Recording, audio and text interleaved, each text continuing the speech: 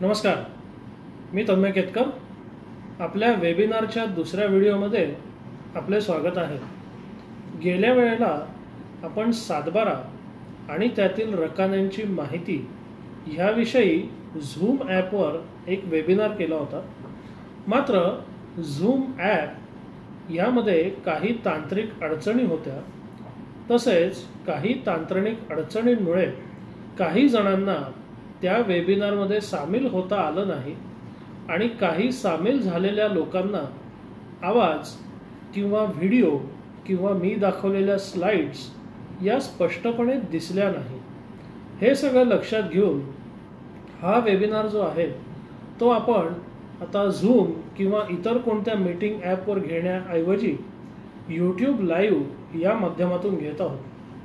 गेल्या वेळेला पहिल्या वेबिनारमध्ये आपण सातबारा आणि इतर महसुली दप्तरं यांची थोडक्यात माहिती घेतली आणि तेव्हाच आपण असं म्हटलं होतं की सातबारा आणि त्या अनुषंगाने इतर उद्भवणारे जे वाद आहेत त्या सगळ्याच्या पार्श्वभूमीवर महसुली न्यायालय आणि दिवाणी न्यायालय यावर आपण पुढच्या वेबिनारमध्ये माहिती घेणार आहोत. तर आजच्या या वेबिनारमध्ये आपण महसुली न्यायालय किंवा रेव्हेन्यू कोर्ट आणि दिवाणी न्यायालय ह्या दोन्हींची एकंदर स्वरूप, दोन्हींची माहिती आणि दोन्हीमध्ये मुख्यतः काय भिन्नता आहे याविषयी थोडक्यात माहिती घेऊया. सर्वप्रथम महसुली न्यायालय आणि दिवाणी न्यायालय ही दोन्ही स्वतंत्र आणि पूर्णतः भिन्न न्यायालये आहेत.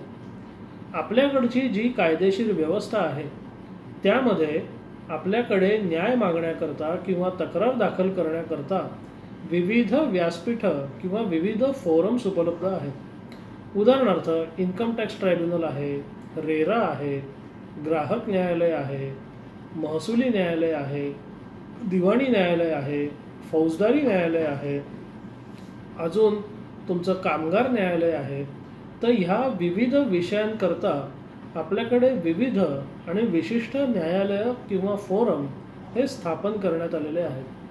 त्यापैकीच विशेषतः मालमत्ता किंवा प्रॉपर्टी या संबंधीचे वाद हे मुख्यतः महसुली न्यायालय आणि दिवाणी न्यायालय ह्या दोन मुख्य न्यायालयांमध्ये चालवले जातात किंवा दाखल केले जातात. आता महसुली न्यायालय हे जे आहे ते अर्धन्यायिक किंवा क्वासी ज्युडिशियल आहे. म्हणजे त्या न्यायालयांना किंवा त्या व्यासपीठाला पूर्ण न्यायालयाचा दर्जा प्राप्त नाही.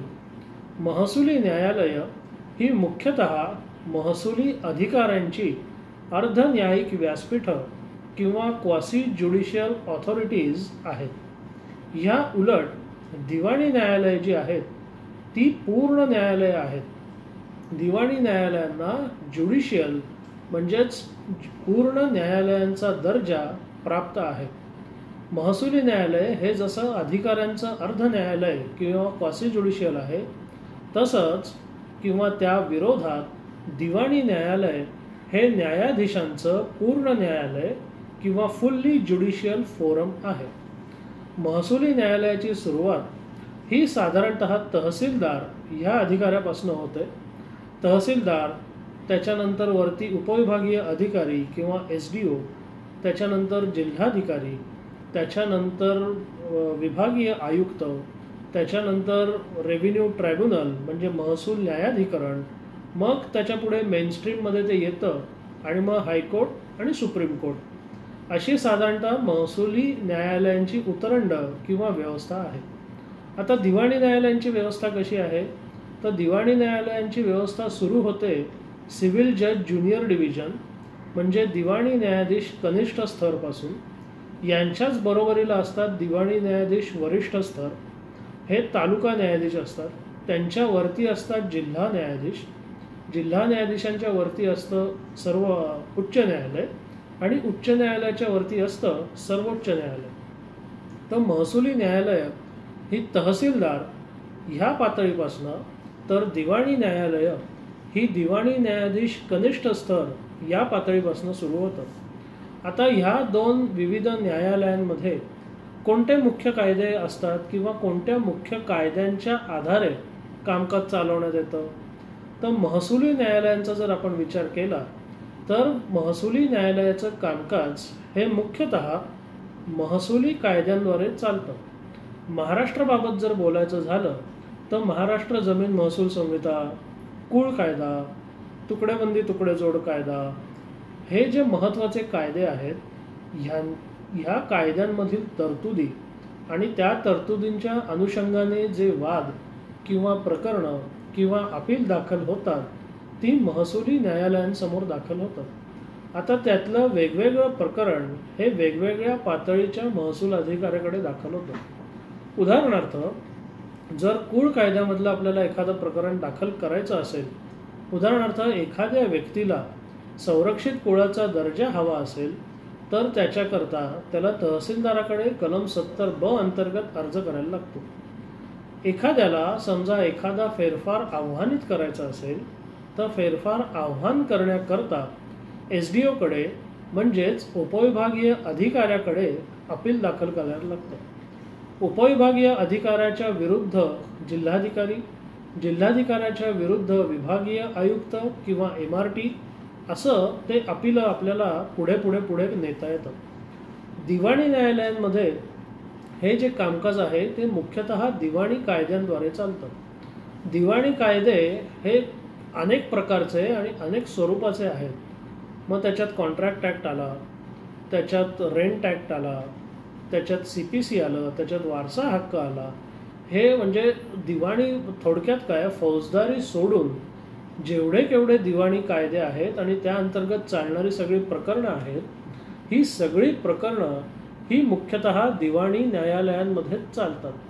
महसुली न्यायालयांमध्ये महसुली कायद्यांद्वारे तर दिवाणी न्यायालयांमध्ये दिवाणी कायद्यांद्वारे प्रकरणं दाखल केली जातात, त्याची सुनावणी होते आणि त्याच्यावर निकाल दिला जातो. पुढचा महत्त्वाचा मुद्दा आहे की आता ही जी मुख्य दोन न्यायालयं आहेत त्यांना कोणते अधिकार आहेत आणि कोणते अधिकार नाही.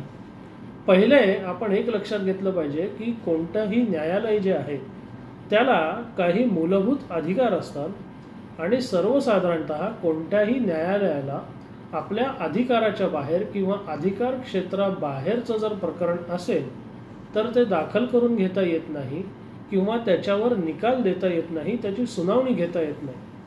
त्यामुळे कोणतंही न्यायालय जरी असलं तरी आपला जो काही वाद आहे किंवा आपलं जे काही प्रकरण आहे ते दाखल करून घेण्याचं, त्याची सुनावणी घेण्याचा आणि त्यावर निकाल देण्याचा अधिकार त्या न्यायालयाला आहे का नाही हा अत्यंत महत्त्वाचा मुद्दा आहे. ह्या मुद्द्याचं जोवर आपण विश्लेषण करून आपल्याला ठोस उत्तर मिळत नाही तोवर आपण कुठल्या न्यायालयात जायचं याचा निर्णय होऊ शकत नाही किंवा आपण करू नये. आता महसुली न्यायालयांना महसुली अभिलेखांसंदर्भात सगळे अधिकार आहेत. महसुली अभिलेख म्हणजे काय तर 7/12 उतारा झाला, फेरफार नोंदी झाल्या किंवा त्यातल्या इतर नोंदी झाल्या, त्याचबरोबर महसुली कायद्यांअंतर्गत जी येणारी प्रकरणं आहेत मग ती कुळ कायद्याची प्रकरणं झाली, गौण खनिजाची प्रकरणं झाली म्हणजे जे रेती उत्खनन वगैरे जे सगळं होतं ही सगळी प्रकरणं झाली. तर ही सगळी प्रकरणं जी आहेत ती मुख्यतः महाराष्ट्र जमीन महसूल संहिता आणि तत्संबंधी इतर कायद्यांच्या तरतुदींद्वारे दाखल करण्यात येतात. आता ही जी प्रकरणं आहेत ही दाखल करून घेण्याचा, त्यावर सुनावणी घेण्याचा आणि त्याचा निकाल देण्याचा अधिकार केवळ आणि केवळ महसुली न्यायालयाला आहे. एखादा फेरफार रद्दबातल ठरवणे हा अधिकार महसुली न्यायालयाला आहे. त्याकरता आपण दिवाणी न्यायालयामध्ये जाऊ शकत नाही किंवा दिवाणी न्यायालयामध्ये जरी गेलो तरी दिवाणी न्यायालय तो प्रकरण त्यांच्या अधिकार क्षेत्राबाहेर असल्यामुळे त्यावर निकाल देऊ शकत नाही. बरेचदा महसुली न्यायालय आणि दिवाणी न्यायालय यांच्या अधिकार क्षेत्राबाबत भ्रम निर्माण झाल्यामुळे बहुतांश लोक चुकीच्या ठिकाणी प्रकरण दाखल करतात आणि त्यात त्यांचा चिकार, वेळ, पैसा आणि मेहनत वाया जाते. हे टाळण्याकरता आपलं प्रकरण, आपला वाद, त्याचं स्वरूप काय आहे, त्याच्यावर निकाल देण्याचा अधिकार कोणाचा आहे हे जोवर आपल्याला निश्चित होत नाही तोवर आपण ती घाई करू नये. बरेचदा महसुली अभिलेख किंवा त्या संदर्भात जर काही वाद असेल तर त्याच्याकरता आपण दिवाणी न्यायालयात जाऊन कितीही प्रकरणं दाखल केली तरी त्याचा उपयोग होणार नाही. कारण महसुली अभिलेख, त्यातील नोंदी या संदर्भात कोणताही निकाल देण्याचा किंवा निर्णय देण्याचा अधिकार हा केवळ आणि केवळ महसुली न्यायालयाला आहे.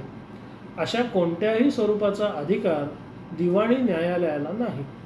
आता एखाद्या सातबारामधली नोंद, एखाद्या फेरफारमधली नोंद किंवा एखादं कुळाचं प्रकरण आणि त्याच्या संदर्भातलं अपील हे फक्त आणि फक्त महसुली अधिकाऱ्यांकडेच दाखल झालं पाहिजे.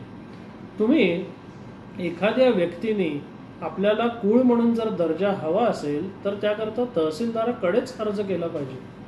मला कुळ म्हणून घोषित करा असा दिवाणी दावा देऊ शकत नाही, आणि असा दिवाणी दावा दिला तरी त्यावर दिवाणी न्यायालय अधिकारवाणीने काही निर्णय देऊ शकत नाही. कारण एखादी व्यक्ती कुळ आहे का कुळ नाही याचा निकाल देण्याचा अधिकार हा तहसीलदार आणि मग त्याच्या निकालावर अपिलात निकाल देण्याचा अधिकार हा त्या वरच्या अधिकाऱ्यांना आहे. महसुली न्यायालयाच्या या अधिकारांमध्ये दिवाणी न्यायालय हस्तक्षेप किंवा ढवळाढवळ करू शकत नाही. पुढचा असाच एक महत्त्वाचा कायदा आहे, तो म्हणजे कुळ कायद्याचा. कुळ लागणे, कुळ कमी करणे, क्षेत्रफळ ठरवणे हे जे सगळे वाद आहेत हे सुद्धा फक्त आणि फक्त महसुली न्यायालयामध्येच चालले पाहिजे. त्या संदर्भात तुमचा कोणताही अर्ज असो, अपील असो, तक्रार असो ही फक्त आणि फक्त महसुली न्यायालयामध्येच दाखल झाली पाहिजे. कुळ म्हणून घोषित करा किंवा कुळ नाही असं घोषित करा असा कोणताही दिवाणी दावा दाखल होता कामा नये. असा जर कोणताही दिवाणी दावा दाखल झाला तर त्या दिवाणी दाव्याला तसा काहीच अर्थ नाही. कारण कुळ कायदा आणि त्या अंतर्गत ज्या काही सगळ्या तरतुदी आहेत त्या अनुषंगाने निकाल देण्याचे अधिकार हे महसूल न्यायालयाकरता राखीव आहेत. त्या अधिकारांमध्ये दिवाणी न्यायालय कोणत्याही परिस्थितीत हस्तक्षेप करू शकत नाही. असंच पुढचं असतं, जसं दिवाणी न्यायालयामध्ये आपण दावा आणि त्याच्यावर अपील दाखल करतो तसंच महसुली अभिलेख किंवा महसुली वाद जर असतील तर तसे आपल्याला अर्ज किंवा अपील दाखल करता येतात.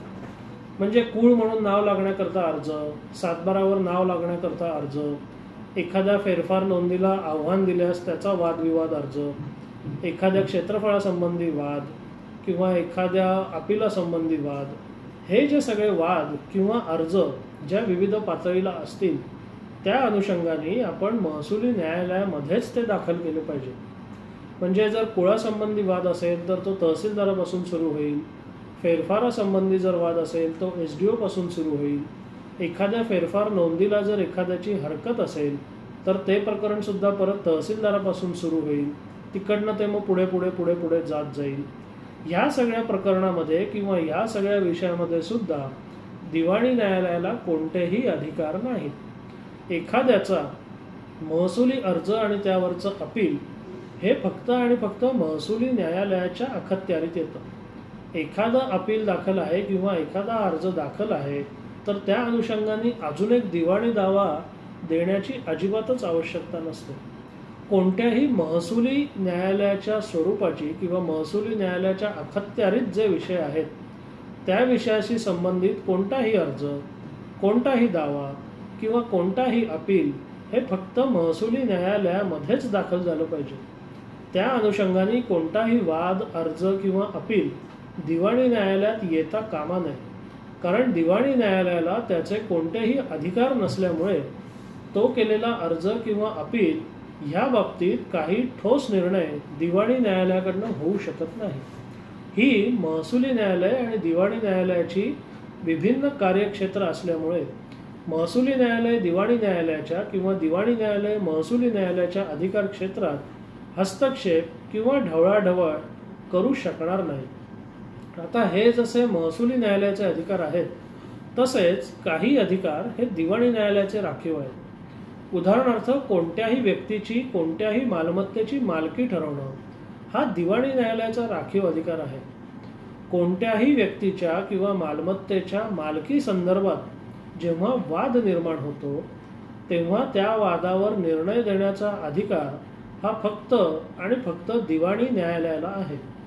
महसुली न्यायालयाला असे कोणतेही अधिकार नाहीत. कोणत्याही व्यक्तीची कोणत्याही मालमत्तेबाबत मालकी ठरवण्याचा अधिकार महसुली न्यायालयाला नाही.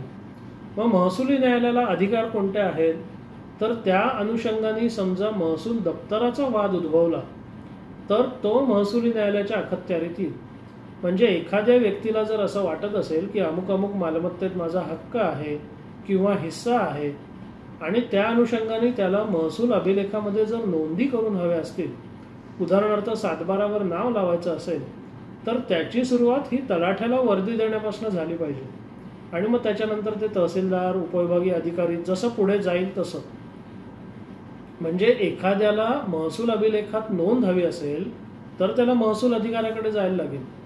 पण एखाद्याला जर असं जाहीर करून हवं असेल की अमुक अमुक मिळकत किंवा अमुक अमुक मिळकतीतला अमुक अमुक हिस्सा हा माझ्या मालकीचा आहे, तर असं कुठलाही आदेश महसुली न्यायालय देऊ शकत नाही. त्याकरता आपल्याला दिवाणी न्यायालयात जाणं हे क्रमप्राप्त आहे. कारण कोणत्याही मालमत्तेसंदर्भात कोणाच्याही मालकीचा निर्णय करणे हे दिवाणी न्यायालयाचे अधिकार आहेत. त्या संदर्भात फक्त आणि फक्त दिवाणी न्यायालयच असं एखादं घोषित किंवा असा एखादा निर्णय करू शकते. परत सातबारावर नाव लागलं म्हणजे मालकी आहे असंही नाही. कारण आपण मागच्या वेबिनारमध्ये हे बघितलेलं आहे की हे जे सगळं दप्तर आहे याला म्हणतातच महसुली दप्तर किंवा रेव्हेन्यू रेकॉर्ड. महसुली दप्तर किंवा त्यामधली नोंद ही कोणाच्याही कोणत्याही मालकीचा पुरावा म्हणून दिवाणी न्यायालयामध्ये ग्राह्य धरलीच जाऊ शकत नाही. कारण अशी विविध जजमेंट्स किंवा असे अनेक निकाल आपल्याला बघायला मिळतील ज्यामध्ये विविध न्यायालयांनी वारंवार हे स्पष्ट केलेलं आहे की महसूल अभिलेखामधली नोंद यांनी कोणाचीही मालकी सिद्ध होत नाही. तर मालकी सिद्ध करणे किंवा मालकी नाकारणे हा जो विषय आहे तो दिवाणी न्यायालयाकरता राखीव आहे. मात्र त्या मालकीच्या अनुषंगाने महसूल नोंदी हा जो विषय आहे तो महसुली न्यायालयाकरता राखीव आहे. म्हणजे एखाद्याला समजा महसुली अधिकार किंवा महसुली अभिलेख याला जर आक्षेप घ्यायचा असेल तर त्याला तो महसुली न्यायालयाकडेच जायला लागेल. पण त्याला एखाद्या मालमत्तेतली मालकी जाहीर करून हवी असेल तर त्याकरता त्याला दिवाणी न्यायालयामध्येच यायला लागेल. हे दोन्ही न्यायालयांमधले फरक समजून घेणं आणि मग त्या अनुषंगाने आपलं प्रकरण दाखल करणं हे अत्यंत महत्त्वाचं आहे. मालकीसारखाच अजून एक मुद्दा आहे तो म्हणजे ताब्याचा. आता आपल्या कायदेशीर व्यवस्थेमध्ये मालकी आणि ताबा या दोन्ही गोष्टी भिन्न आहेत आणि या दोन्ही गोष्टींना किंवा या दोन्ही गोष्टींच्या अधिकारांना एक स्वतंत्र कायदेशीर संरक्षण दिलेलं आहे. म्हणजे कोणाचीही मालकी किंवा कोणाचाही ताबा आपण कायदेशीर कार्यवाहीशिवाय नाकारू शकत नाही किंवा त्याला त्यातनं निष्कासित करू शकत नाही.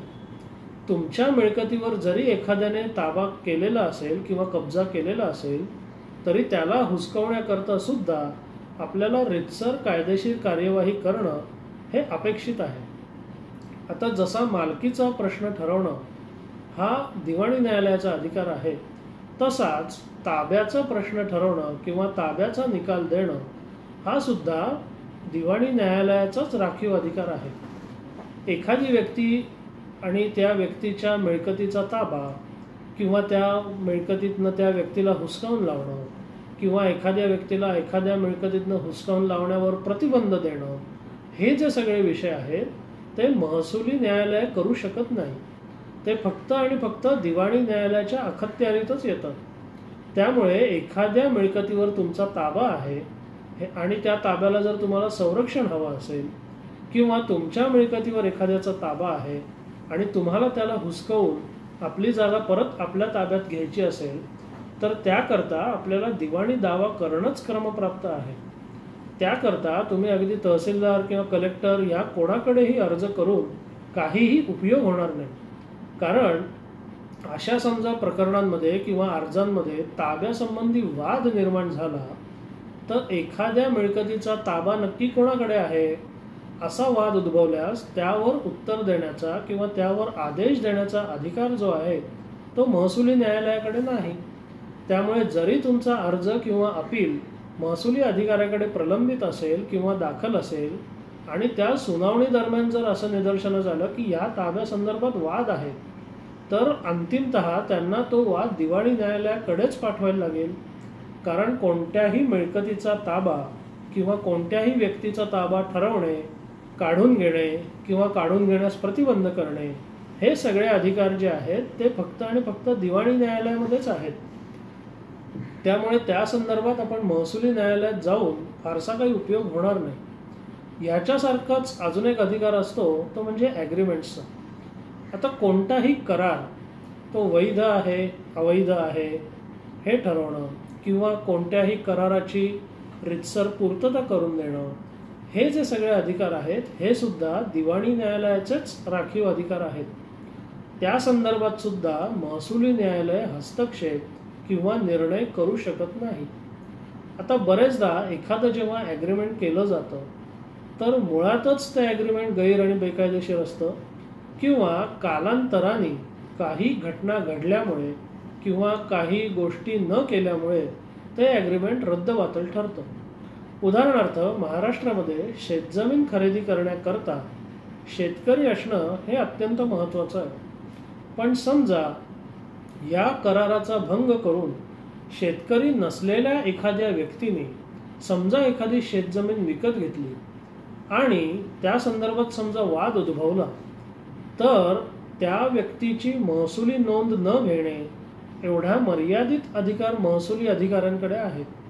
मात्र ते जे त्यांनी ॲग्रीमेंट केलेलं आहे ते सकृतदर्शनी किंवा प्रायमा फेसी जरी इल्लिगल वाटत असेल तरी ते ॲग्रीमेंट इल्लिगल ठरवण्याचा अधिकार महसुली अधिकाऱ्यांना किंवा महसुली न्यायालयाला नाही. त्याकरता आपल्याला दिवाणी न्यायालयामध्येच जायला लागेल. असंच समजा एकामागून एक खरेदी विक्री झाली, म्हणजे एकच जमीन समजा एकाच माणसाने दोघांना तिघांना किंवा जास्त जणांना विकली, तर त्या संदर्भाने महसूल नोंदींचा जो काही वाद आहे तो फक्त महसुली न्यायालयाच्या अखत्यारीत येईल. पण ही जी एकामागून एक ॲग्रीमेंट झालेली आहेत ती गैर आहेत बेकायदेशीर आहेत हे ठरवण्याचा अधिकार जो आहे तो फक्त आणि फक्त दिवाणी न्यायालयाकडेच आहे. किंवा बरेचदा असंही होतं की एक ॲग्रीमेंट केलं जातं, काही टप्पा त्यातला पूर्ण होतो, पण कालांतराने उरलेला मोबदला येत नाही किंवा मालकाने जी कामं करायची असतात ती केली जात नाहीत किंवा ते रजिस्ट्रेशन होत नाही, तर त्या कराराचं रजिस्ट्रेशन करणं किंवा काही गोष्टी न झाल्यामुळे उदाहरणार्थ ताबा नाही दिला किंवा उर्वरित मोबदला नाही दिला, या विविध कारणांमुळे ते ॲग्रीमेंट रद्द करणं हे सुद्धा दिवाणी न्यायालयाचे राखीव अधिकार आहेत. समजा एखादा साठे करार किंवा खरेदी खत झालं आणि त्याचा उर्वरित मोबदला नाही मिळाला, तर त्या अनुषंगाने ज्या महसुली नोंदींचा वाद उद्भवेल, म्हणजे मग फेरफार झाला असेल तर तो रद्द करणे, हा वाद जो आहे हा मर्यादित वाद महसुली न्यायालयांकडे जाईल.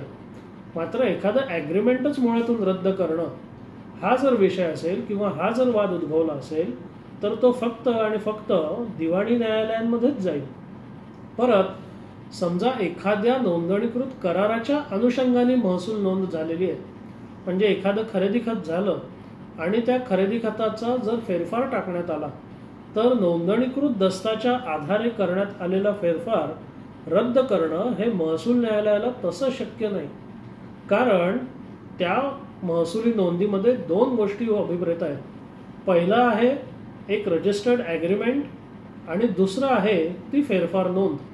आता ती फेरफार नोंद जी आहे ती एका नोंदणीकृत कराराच्या आधारावर करण्यात आलेली आहे. त्यामुळे जोवर त्या नोंदणीकृत कराराचं भवितव्य ठरत नाही किंवा त्याची कायदेशीरपणा जोवर ठरत नाही तोवर त्याच्यावर आधारित असलेली नोंद रद्द करणं हे तसं सहज शक्य नाही.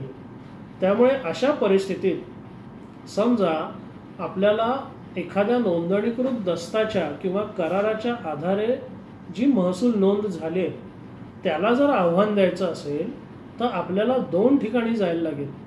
पहिले, तो नोंदणीकृत करार जो आहे तो रद्द करून घेण्याकरता त्याला आव्हान देण्याकरता आपल्याला दिवाणी न्यायालयामध्ये जायला लागेल. आणि मग तो करार जर आपण रद्द करून घेतला तर मग त्याच्या अनुषंगाने जी फेरफार नोंद करण्यात आली आहे किंवा जी कुठलीही नोंद करण्यात आली आहे ती काढून टाकण्याकरता किंवा ती रद्द करण्याकरता मग आपल्याला महसुली न्यायालयात जायला लागेल.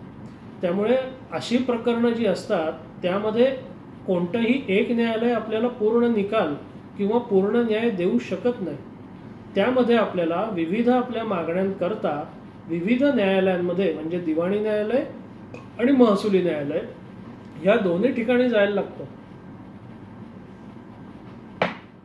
करारांबाबत अजून एक मुद्दा येतो तो म्हणजे करारांची पूर्तता.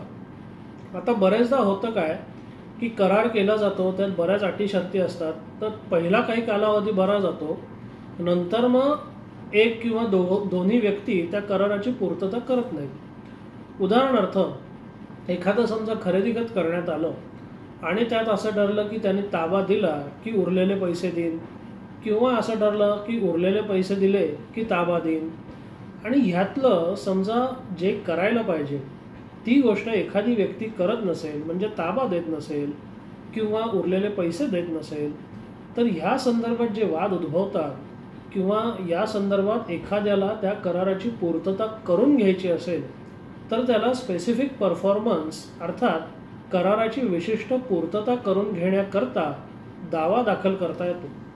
आता हा जो दावा आहे हा सुद्धा फक्त आणि फक्त दिवाणी न्यायालयाच्या अखत्यारीतच येतो. एखाद्या कराराची विशिष्ट रीतीने पूर्तता करून घेणं किंवा पूर्तता करण्याचा आदेश देणं हे फक्त आणि फक्त दिवाणी न्यायालयच करू शकतं. एखाद्या खरेदी खतातला ठरलेला मोबदला समजा मिळाला नाही तर त्याच्याकरता तहसीलदार किंवा कलेक्टर यांना अर्ज करून काही उपयोग होणार नाही, किंवा आता मला मोबदला मिळाला नाहीये म्हणून त्या खरेदी खताच्या अनुषंगाने करण्यात आलेल्या महसूल नोंदी रद्द करा म्हणून आपण फक्त महसुली न्यायालयात जाऊन त्याचा तसा उपयोग होणार नाही. कारण वरती आपण बघितलं तसं नोंदणीकृत कराराच्या आधारे जर झालेल्या नोंदी असतील आणि त्याचा जर वाद असेल तर त्याच्याकरता आपल्याला दिवाणी न्यायालयात सुद्धा जायला लागेल. त्यामुळे जर ठरलेला मोबदला वसूल करायची वेळ आली तर त्याच्याकरता महसुली न्यायालय हे योग्य व्यासपीठ ठरणार नाही, कारण महसुली न्यायालयाला ते अधिकारही नाहीत, त्यामुळे ते करूच शकत नाही. अशा परिस्थितीत आपल्याला दिवाणी न्यायालयामध्ये स्पेसिफिक परफॉर्मन्सचा दावा दाखल करायला लागेल आणि त्या दाव्याच्या अनुषंगाने आपला जो काही ठरलेला मोबदला आहे तो वसूल करावा लागेल. ह्यामध्ये असंही शक्य आहे की समजा काही कारणास्तव तो मोबदला नाहीच देते किंवा त्याला ते कबूलच नाही आहे, तर मग शेवटचा पर्याय म्हणून आपण ते जे काही खरेदी खत आहे ते रद्द करण्याची मागणी सुद्धा दिवाणी न्यायालयामध्ये करू शकतो. म्हणजे असतं असं की एखादा करार आहे आणि त्याची पूर्तता करण्याकरता आपण दावा केला, मात्र त्या दाव्यादरम्यान साधारणतः एक असं लक्षात आलं की याची पूर्तता होणं अशक्य आहे, तर कॉन्सिक्वेंटली म्हणजे पर्यायाने आपल्याला तो करार रद्द करून घेणं हा शेवटचा सुवर्ण मध्य गाठायला लागतो. कारण एकीकडे जर आपल्या कराराची पूर्तता होणं शक्य नसेल तर ते असं भिजत गोंगडं ठेवण्यात काही अर्थ नसतो. अशा परिस्थितीत तो करार रद्द करणं हे अत्यंत महत्त्वाचं असतं. मग त्या अनुषंगाने आपण दिवाणी न्यायालयामधला मूळचा जो दावा आहे जो कराराच्या पूर्ततेकरता दाखल केला आहे, एक तर तो आपण काढून घेऊ शकतो किंवा त्या दाव्यामध्ये दुरुस्ती करून ही नवीन मागणीसुद्धा त्यामध्ये सामील करू शकतो. थोडक्यात काय तर दिवाणी न्यायालय आणि महसुली न्यायालय ही दोन स्वतंत्र न्यायालय आहेत, दोघांचे स्वतंत्र कार्यक्षेत्र आहे, दोघांचे स्वतंत्र अधिकार आहेत. हे आपण कायम ध्यानात ठेवलं पाहिजे. त्यामुळे आपला कोणताही जेव्हा वाद किंवा कोणतंही प्रकरण उद्भवेल किंवा उद्भवायची शक्यता असेल तेव्हा आपला वाद काय आहे, आपल्या वादाचं स्वरूप काय आहे, कायदेशीरदृष्ट्या ते कोणाच्या अखत्यारीत येतं आणि या वादामध्ये आपल्याला अंतिमतः काय हवं आहे, ह्या गोष्टींची उत्तरं शोधणं, या प्रश्नांची उत्तरं शोधणं हे आधी महत्त्वाचं आहे. ह्या सगळ्या प्रश्नांची उत्तरं जर आपल्याला मिळाली तर मग आपण आपल्या योग्य व्यासपीठाचा निर्णय किंवा योग्य पर्याय निवडण्याचा अधिक शक्यता असते. जर आपण पर्याय किंवा व्यासपीठच निवडण्यात चुकलो तर आपला वेळ, मेहनत, पैसा हे वाया जाईलच, शिवाय एवढं सगळं जाऊन सुद्धा आपल्याला अपेक्षित जो काही निकाल आहे तो मिळण्यात सुद्धा चिकार अडचणी निर्माण होतील. त्यामुळे कोणताही वाद जेव्हा आपल्याला दाखल करायचा असतो तेव्हा तो दाखल करताना योग्य न्यायालय निवडणं हे अत्यंत महत्त्वाचं आहे. त्या अनुषंगाने मगाशी मी जे म्हटलं त्या प्रश्नांची उत्तरं आधी आपण शोधली पाहिजेत आणि जोवर त्यांची समाधानकारक उत्तरं मिळत नाहीत तोवर आपण आपला व्यासपीठ निवडण्याची घाई करू नये. कारण चुकीच्या व्यासपीठामध्ये जाणं हे निश्चितपणे धोकादायक आणि नुकसानकारक असतं. आज आपण महसुली न्यायालय, दिवाणी न्यायालय आणि त्यांचे विविध अधिकार, त्या अधिकारांमधली भिन्नता याविषयी थोडक्यात माहिती घेतली. आपल्याला हा वेबिनार कसा वाटला ते अवश्य कळवा आणि आपल्याला याविषयी जर काही शंका किंवा प्रश्न असतील तर ते खाली कमेंट्समध्ये अवश्य विचारा. आपण सर्वांनी हा वेबिनार बघितलात त्याबद्दल मी आपले आभार मानतो. धन्यवाद.